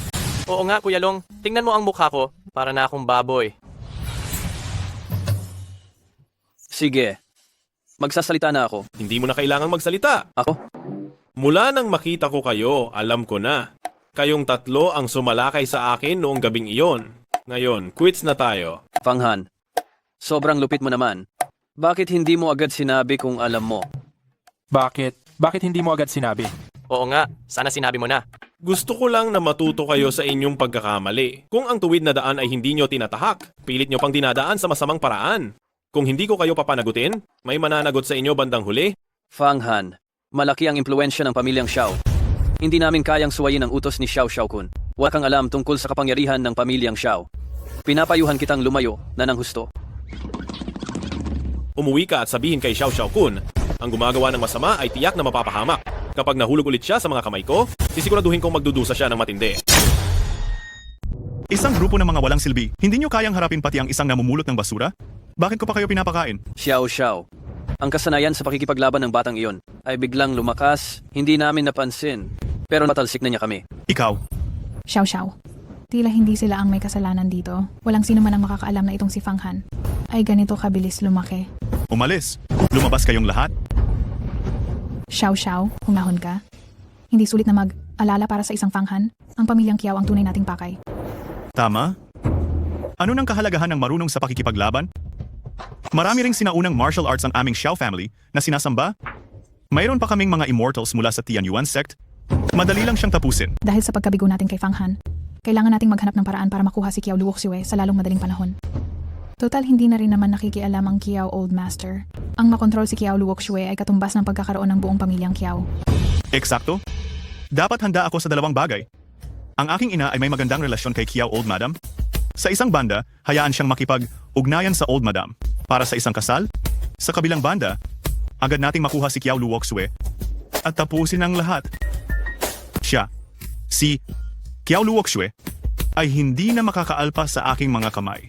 Ngunit itong si Kiao Luoxue ay matalino at may kakayahan. Ang makuha siya, mukhang hindi ganoon kadali. Matagal nang gusto ng pamilyang Kiao na makapasok sa ibang bansa. Ngunit tanging ang Bai family of Tiandu ang may ganoong kakayahan. Gagamitin ko ang pangalan ng Bai family, bibigyan ko siya ng bilyong overseas order. Tingnan lang natin kung hindi siya mangangagat. Isa pa, kahit na mag-fail tayo, mayroon pa tayong Kiao Old Madam. Bilang huling plano, Xiao, planado ang lahat. Ang galing mo. Kiao Luoxue. Tingnan natin ngayon kung paano ka makakatakas. Fanghan, hindi ko akalain na ang trabaho mo bilang tagapaglinis ay magaling. Oo naman. Matagal ko na itong ginagawa. Ako ay palaging. Maganda ba? Ano? Ano maganda? Hindi ko alam ang sinasabi mo. Gusto mo pero walang lakas ng loob? At walang hiya pa? Anong ibig mong sabihin na gusto mo pero walang lakas ng loob? Ang sinasabi ko ay itong nahulog sa sahig. Gusto mo pa ba? Ikaw! Ibalik mo sa akin! Aray! Ito ay thread ng kapalaran. Hindi ito pwedeng mawala. Ibalik mo na sa akin. Dumudugo na ang ilong mo. Imposible. Ito. Aray! Kunin ko na. Luoxue, magandang balita. Magandang balita. Xiao Kun. Anong klaseng magandang balita? Ang nagtulak sa'yo para personal na pumunta at iulat sa akin? Siyempre, ito ay... Hoy, hindi ba ito ang kilalang si Dr. Fang? Bakit? Pumunta ka rito kay Miss Kiao para mag-trabaho bilang janitor? Ang aking kaligayahan na gawin ito ay hindi mabibili ng yaman. Ano naman ang pakialam mo? Miss Kiao? Hindi iyan tama, Miss Kiao. Dr. Fang ay napakagaling. Bakit mo siya pinagtatrabaho bilang janitor? Sa halip, bakit hindi na lang siya maging driver ko? Sa totoo lang, bibigyan kita ng 50,000. Xiao Kun. Huwag mo nang subukang guluhin ang relasyon namin ni Fanghan. Kalayaan niya kung ano ang gusto niyang gawin. Hindi ako makikialam. May sasabihin ka ba o wala? Mayroong 10 bilyong proyekto. Gusto kong makipagtulungan sa Kiao Group. 10 bilyon? Kung mayroon talagang ganyang kagandang oportunidad, isipin mo pa kaming Kiao Group? Aray, ito ay overseas trade ng Bai family ng Tiandu. Gusto kong kunin ang lahat, pero hindi ko naman kayang ubusin. Sa buong Jiang Province, ang may karapatang makipagtulungan sa aming Xiao family, ang Kiao Group lang. By family ng Tiandu? Huwag mo akong lokohin. Ganyan kalaking mahalagang bagay na ito, paano ako maglalakas? Loob na lokohin ka sa tingin mo. Si Young Master Bai Feiyun ay nakarating na sa Jiang Province. Mamayang eksaktong alas 8 ng gabi, pupunta siya sa club ko. Ito ang dahilan kaya personal kitang inimbitahan na sumama. Tara na! Madam? Sa tingin ko, ang batang ito ay lilikot ang mata at hindi mapakali. Halatang nagsisinungaling. Sasama ako sa iyo. Binibini? Sa tingin ko ang batang ito ay malikot ang mga mata, labalisa, kita na nagsisinungaling siya. Sasama ako sa inyo. Fanghan, huwag kang magsinungaling. Isang malaking bagay ito. Maglalakas? Loob ba akong magpumilit magpaka? Tanga sa ganito? Isa pa, ito ay mga sikreto ng negosyo. Bakit ka pupunta? Fanghan, huwag kang mag-alala. Dahil ito ay may kinalaman sa pamilya Bai ng Tiandu, hindi siya maglalakas, loob na gawin iyon. Luoxue, mauna na kayo. Ang aso na desperado ay tumatalon sa pader at ang kuneho na desperado ay kumakagat. Ang haligi na si Lolo Kiao ay bumagsak. Ang negosyong ito ng Xiao. Mukhang gagawa ng malaking hakbang. Kailangan nating mag-ingat. Gabing-gabi na. Bakit wala pa rin si Ginoong Bai? Huminahon ka muna. Na, antala ang flight, nasa daan na siya. Pinom muna tayo. 1,000,000 halaga ng Romane. Conti. Halika, para sa pagsasama. Sama ng ating dalawang pamilya upang makapasok sa pandaigdigang negosyo. Tagay.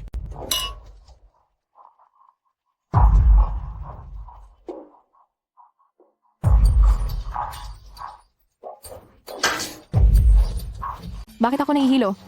Nahihilo ka? Iyon ang tama. Hehehe. Hindi talaga pumunta ang Pamilya Bay. Naglakas, loob kang gamitin ang Pamilya Bay para dayain ako. Wala talaga rito ang Pamilya Bay. Naglakas, loob kang gamitin ang Pamilya Bay para lokohin ako. Luoshue, hindi mo ako dapat sisihin sa panloloko ko sa iyo. Ang sisihin mo ay ang sarili mo dahil sa sobrang pagiging inosente. Ano ba talaga ang ibig mong sabihin? Wala na kayong matandang kiyaw na maging pundasyon ninyo? Pag nakontrol kita, nakontrol ko na ang buong pamilya kiyaw? Naiintindihan mo ba talaga? Hehe. Binibining Kiao. Palagi kang mayabang, ni hindi mo lang inakala na mapupunta ka sa mga kamay namin, hindi ba? Ito ang lahat ng plano ninyo. Si Fang Han, talagang darating siya para iligtas ako. Hay, kalimutan mo na yan. Kahit pa makarating rito ang mamumulot ng basura na yon. Tapos na ang lahat ng kailangang gawin ni Xiao Xiao. Huwag kang mag-alala. Ang posisyon mo, iiwan ko sa'yo. Qingya, gusto ko ang pagiging masunurin mo. Huwag kang mag-alala. Kapag nakontrol ko na ang pamilya Kiao, ang sa iyo, doble ang ibabayad ko sa iyo. Walang hiya. Mas gugustuhin kong mamatay kaysa magtagumpay kayo.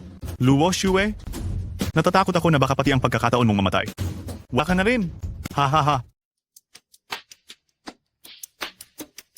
Sino ba ang hinahanap mo rito? Ito ay isang pribadong clubhouse, hindi ito bukas para sa publiko.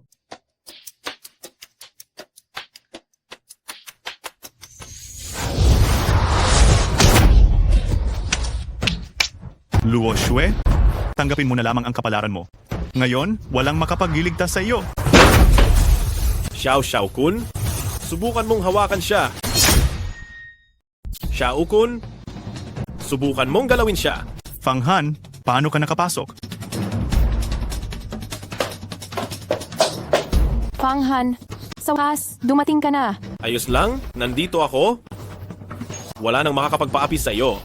Mga walang kwenta. Tao! Tao! Pag ka nang sumigaw, nalinis ko na ang lahat ng tauhan mo. Ay, Xiao Xiao Kun, itong nangyari ngayon, paano mo gustong ayusin? Ayusin? Anong kailangang ayusin? Inimbitahan ko lang naman si Miss Kiao na uminom. Walang masamang nangyari. Anong gagawa mo sa akin? Tama. Si Miss Kiao lang ang hindi sanay uminom. Bakit kasalanan namin yon? Xiao Xiao Kun, paulit, ulit at sunod. Sunod mo akong hinahamon. At ngayon, tuluyan mo ng sinagasa ang limitasyon ko. Oh, talaga ba? Ano namang magagawa mo? Ako ang panganay na binata ng Xiao family. Anong magagawa mo sa akin, ha?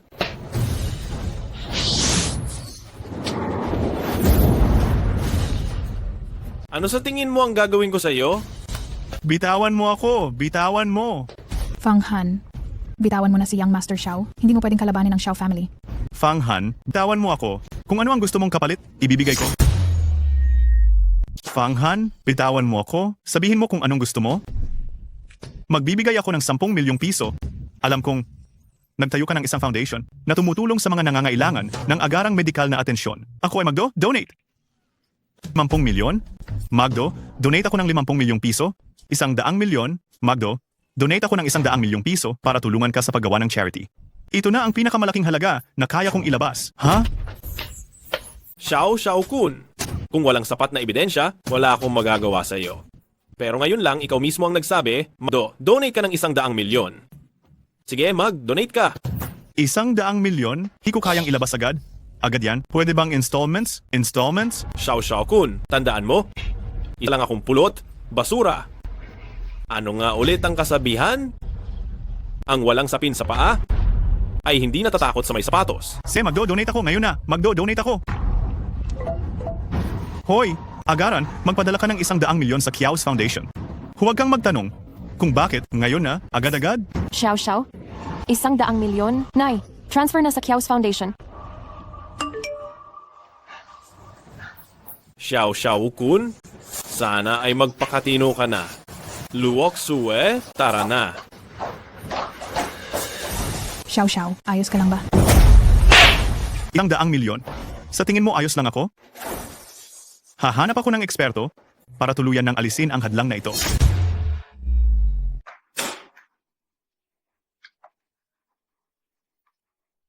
Fang Han, salamat sa pagligtas mo sa akin. Maaari kang humiling ng anuman. Tutuparin ko ito. Ano na namang kondisyon? Tutuparin mo lahat? Ito na ang pangalawang beses. Tama. Kaya't kailangan mong kunin ang pagkakataong ito. Isipin kung ano ba talaga ang kailangan mo. Gusto ko. Ikaw. Fang Han, masyado kang direkta. Wala kang modo. Anong direkta? Hindi ko patapos ang sasabihin ko. Modo? Ang kailangan ko ay tulungan mo akong mapatakbo ang pondo.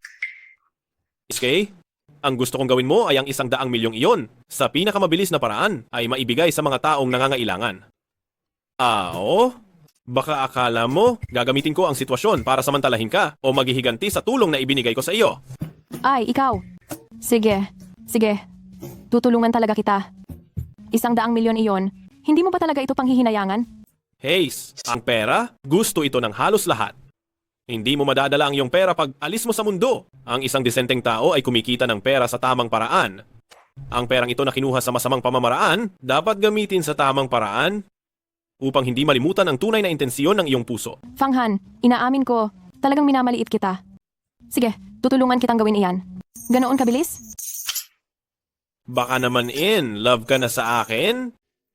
Umalis ka na. Mamatay ka. Teka. May bahay dito. Huwag kang makakatanggi. Hindi ito para sa iyo, kundi para sa iyong ina. Sa edad niya, huwag na siyang tumira sa basement. Magpakita ng sigla at atensyon, darating na ang maestro ma ng Tian Yuan Men, anumang sandali. Bilisan! Kung hindi ako ipinanganak sa mundo, ang landas ng immortalidad ay mananatiling gabi magpakailanman. Malugod na tinatanggap ang maestro sa inyong pagdating. Maestro, pasok po kayo.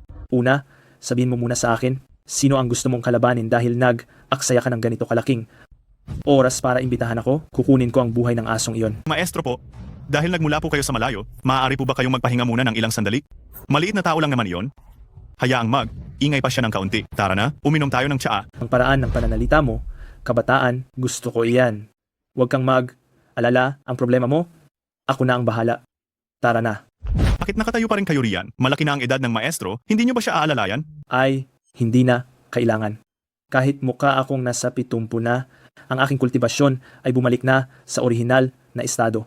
Naku, tingnan niyo po, ang maestro ay tunay na may malalim na immortal na kapangyarihan. Sa hitsura niyo, mukha lang kayong 40 taong gulang. Pero, ang lalaking iyon, magaling siyang makipag-away gamit ang kamao at paa. Kaya wag po kayong maging pabaya. Kamao at paa, iyon ang pinakamababang antas. Kapag umakyat ako, magpapakita ako ng aking kakayahan. Magsiupo po kayo, Sensei. Dalong, ilabas mo ang impormasyon tungkol sa batang iyon kay Sensei. Master, napakasamang tao ng batang iyon. Isang suntok at 2 sipa. Kaming tatlo ay hindi man lang makalapit at napakabilis din ng kanyang mga galaw. Hindi namin siya makita at kami napabagsak na. Iyan tinatawag na kakayahan. Ang mga suntok at sipa kumpara sa mga supernatural na sining na sinasanay ko, hindi man lang makapag-abot ng sapatos. Sensei, baka naman maaari kayong magpakita ng inyong mga kakayahan para naman mapanatag ang aking loob. Sige, ipapakita ko sa iyo ang pinakapangunahing galaw. Sige, suntukin mo ako. Hindi po yata tama? Sinasabi kong, suntukin mo ako, kaya suntukin mo ako. Kahit hindi ako tumingin, hindi mo ako matatamaan. Hindi po. Ang ibig kong sabihin, hindi ako natuto ng martial arts, wala akong lakas sa kamao. Sige, kumuha ka ng kutsilyo.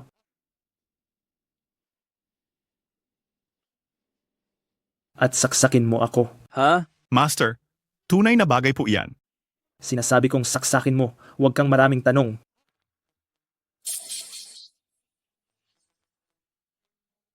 Hindi ka ba kumain?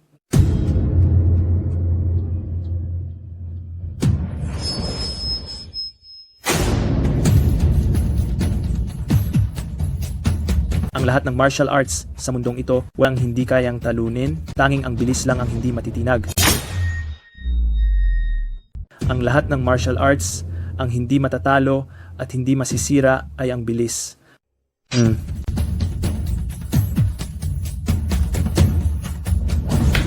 Magaling na kasanayan, Master. Iyan ang tinatawag na profesional. Hindi ito ganoon kahalaga. Ang tunay kong kakayahan ay hindi ang bilis, kundi ang katatagan. Ito ay hindi masisira. Sige, kumuha ka na ng isa pang kutsilyo at iluy mo ang pagsaksak.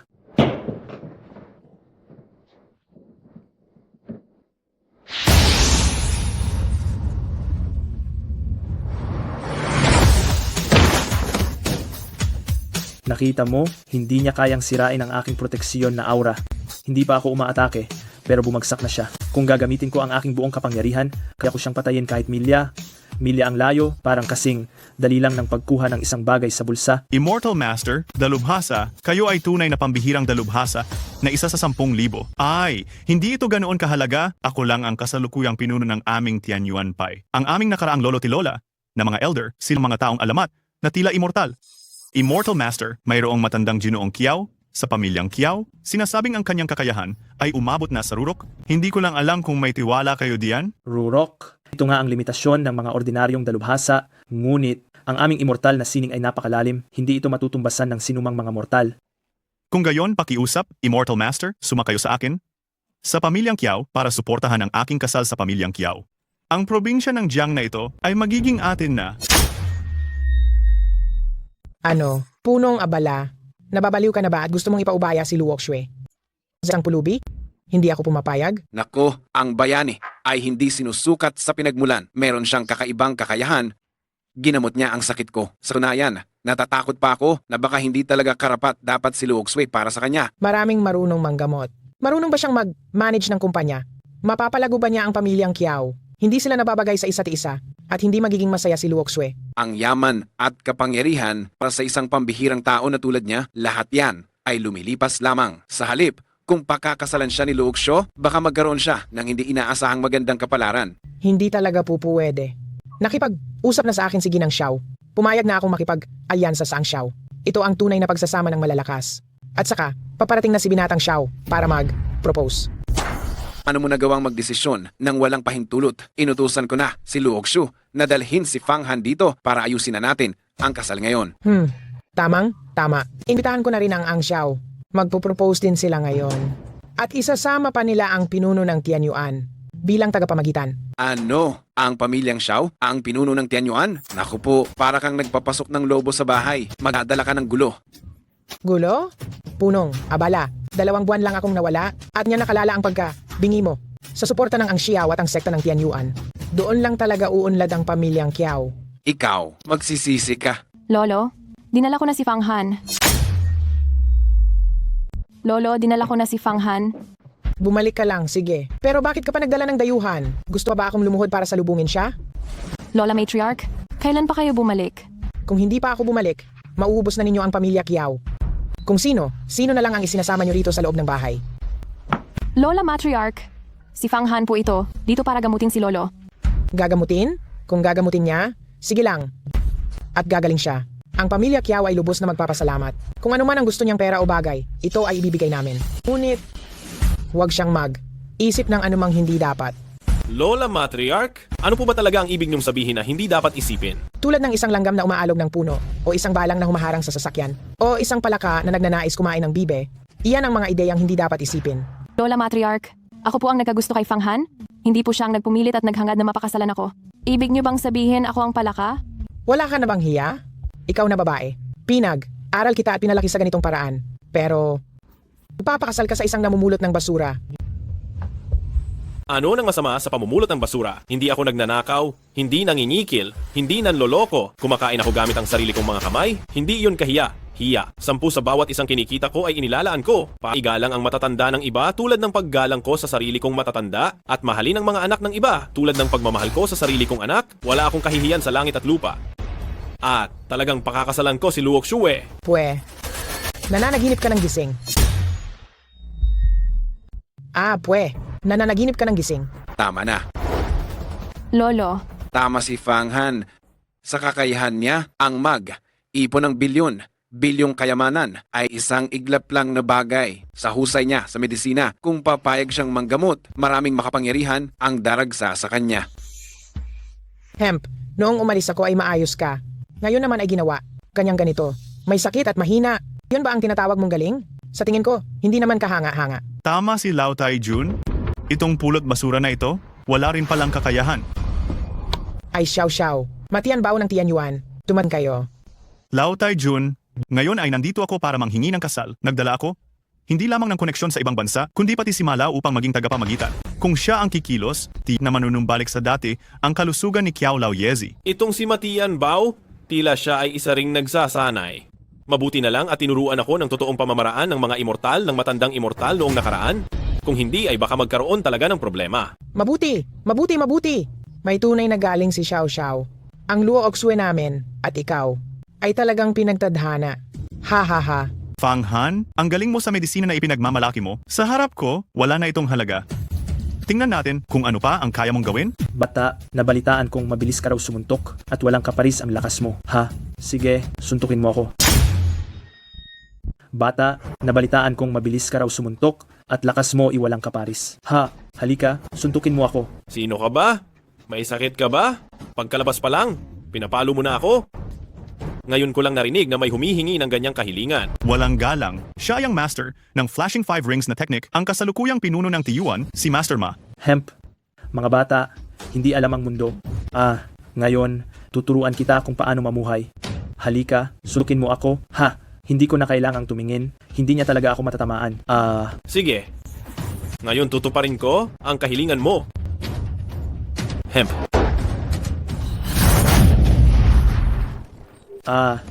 Aray, Master Ma. Master Ma. Hala. Aray, Master. Nagpabaya ako. Hindi ako nakaiwas.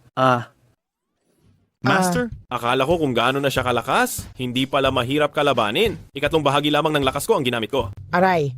Fang Han, nagbaya lang si Master Ma at sinamantala mo lamang ang pagkakataon. Sinaktan mo si Master Ma, galit na ngayon sa iyo ang Tiyuan sect. Kapag nagising si Master Ma, hindi kanya palalampasin. Hihintayin ko. Ang Tiyuan sect ay mayroong napakaraming makapangyarihang tao at sila ang may hawak ng kapangyarihan. Hindi ako sasama sa inyo sa kapahamakan. Xiao, sasama na ako sa inyo. Maghintay na lang kayo dyan para sa parusa ni Master Ma. Fang Han, maghintay ka sa akin. Anong sekta ng Tian Yuan? Hindi naman pala kahanga-hanga. Fang Han, huwag kang magpabaya. Ang sekta ng Tian Yuan ay isang sekta na nagtatago sa mundo at hindi ito alam ng mga ordinaryong tao. Sinasabing ang mga matagumpay sa pagsasanay, sila ay nabubuhay ng 200 taon at marami silang dalubhasa. Kung gayon, itong si Master Ma, anong antas niya? Hindi ko ito makita. Ngunit siya ang kasalukuyang pinuno ng sekta at sinasabing umabot na siya sa hindi matantiang antas. Hindi rin naman pala kahanga. Isang suntok lang ni Fang Han na himatay na. Hay, mali lang ang pagtansya niya sa lakas ni Fang Han, nagpabaya at hindi nakailag. Hindi, si Fang Han ilang taon pa lang nagsasanay. Si Master Ma ay nagsasanay na ng ilang dekada. Hay, may panganib na naman sa Jiangcheng. Lolo, huwag kang mag-alala para sa akin. Ang pagsasanay ko ay umangat pa. Bigyan mo ako ng isang silid. Gagamitin ko ang sikretong sining para alamin ang tunay na kakayahan ni Master Ma. Sige. Fang Han, matagal na akong nabubuhay at ang buhay at kamatayan ay matagal ko nang natanggap. Ngunit si Lu Woksue, ipagkakatiwala ko na sa iyo. Lolo, Huwag kang mag-alala.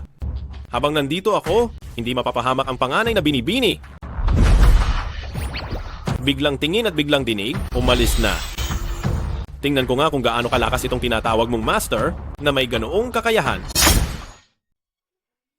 Ay, gising na. Ay, Maestro Ma, anong nangyari sa iyo? Anong nangyari? Ang naglalaro ng agila sa maghapon. Sa huli, natukan ng agila ang mata. Maestro Ma, ano ba talaga ang nangyayari? Paano niya biglang nabasag ang iyong protektibong enerhiya? Nagpabaya ako, hindi ako nakaiwas. Hindi ko inakala na ang batang iyon ay hindi lang mabilis, kundi napakalakas pa. Sobrang tuso siyang umatake sa akin na 70 taong gulang na pinuno. Inatake? Hindi ba't ikaw ang nagpasimula ng laban? Ang mga mata ninyong mga ordinaryong tao ay hindi talaga makakaintindi. Gusto ko lang na magkaroon kami ng kapayapaan, kaya binigyan ko lang siya ng babala upang mag-ensayo lang kami. Nang sumuntok siya gamit ang kaliwang kamay, papalapit, inabot ko para harangan. Sa totoo lang, naharangan ko na siya. Kung umabante pa ako maari, kung maalis ang kanyang 2 mata, Inakala ko na dapat na siyang sumuko noong oras na iyon at lumuhod upang magmakaawa. Pero kung naharangan mo, paano pa nasaktan? Hindi niya naiintindihan. Ang batang iyon ay napakatuso at hindi lang siya gumagamit ng ordinaryong suntukan, baka umabot na siya sa level ng Huajin. At saka, ang kamao niya ay may halong pampatulog na nagpahina sa akin, kaya hindi talaga ako nakapaghanda. Tunay ngang traitor at tuso ang batang iyon? Napatagong nagsasanay hanggang sa level ng Huajin. Ay, maestro, ano na ang gagawin natin? Kaya mo pa ba siyang talunin? Gagamitin ko ang aking natatanging technique, ang Lightning 5 chain, patuluyan na siyang tapusin. Maestro Ma, ipapamalas niyo na po ba ang inyong Lightning 5 chain technique? Narinig ko lang iyon. Pero hindi ko pa talaga nakikita. Hindi simple ang batang iyan. Baka may iba pa siyang masamang pakana?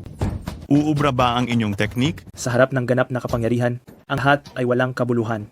Ipapakita ko sa inyo ngayon ang aking technique. Aray, umalis kayo, umatras.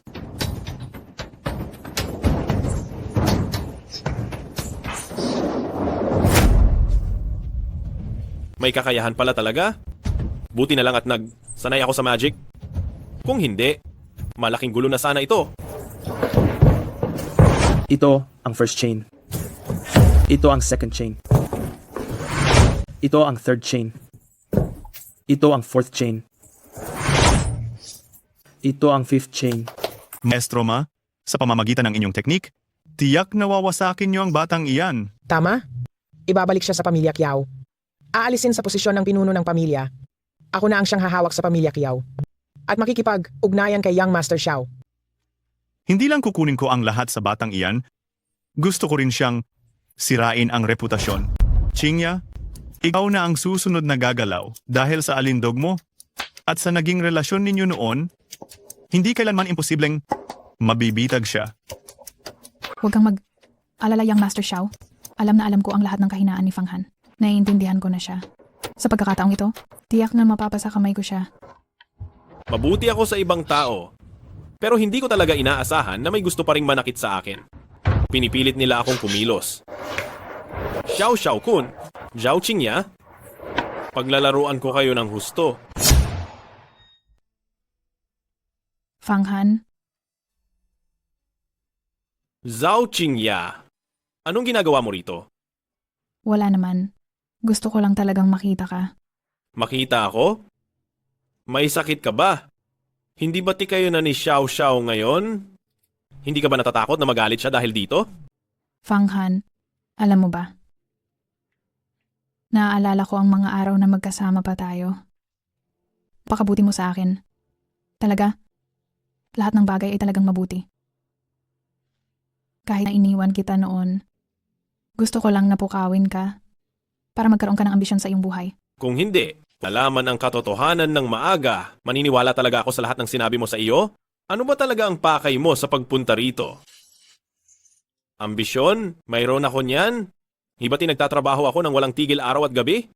Pero itong trabaho ko, hindi mo gusto. Fang Han, alam ko. Ngayon sa wakas alam ko na ako ang nagkamali. Ang totoo, hindi mahalaga kung gaano karaming kayamanan mayroon ka. Ang mahalaga ay ang magkaroon ng taong talagang nakakaintindi sa'yo, nagmamahal at nag-aalaga sa'yo. Aba, ano ba talaga ang pag-ibig? Ay naku! Umarte ka lang, ituloy mo lang ang iyong pag-arte mo. Kung hindi ko lang alam ang script, siguradong naloko mo na ako. Hi! Ang nakaraan ay nakaraan na? Ngayong sinasabi mo iyan, ano pa ang silbi? Huwag mo nang sabihin ang mga walang kwentang bagay na iyan. Ano talaga ang nangyari? Sabihin mo. Wala. Gusto lang kitang makita sa huling pagkakataon. Mahal kita. Paalam na. Paalam na? Huwag. Huwag na huwag kang gagawa ng kalokohan. Paalam. Ay, huwag kang gagawa ng kalokohan. Habol, habol at binata. Habol, binata? Ang galing ninyong umarte, kailangan ko yatang maki. Ayon.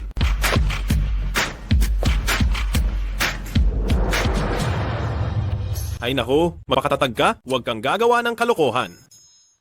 Luwakswe, pumunta ka sa Xiao Hotel ngayon? Dadalhin kita para makakita ng isang magandang palabas. Xiao Kun, anong kalokohan ba ang ginagawa mo? Hindi na ako magpapaloko pa sa iyo. Huwag mo akong tanggihan kaagad. Malalaman mo kapag dumating ka? Kung hindi ka talaga pumunta, pagsisisihan mo iyan. Hindi mo ba gustong malaman kung anong klase? Anong tao si Fang Han?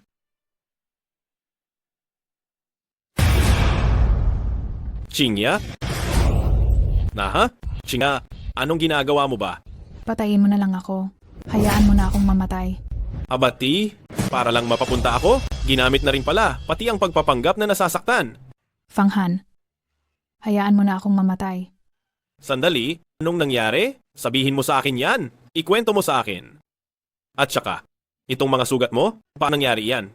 Si Xiao Xiao Kun. Hindi siya tao. Isa siyang hayop. Hayop. Halika rito, magkwento ka ng dahan. Ang una, inakala ko. Totoo ang pagmamahal niya sa akin. Hindi ko talaga inasahan. Ang gusto niya ay masyadong malupit.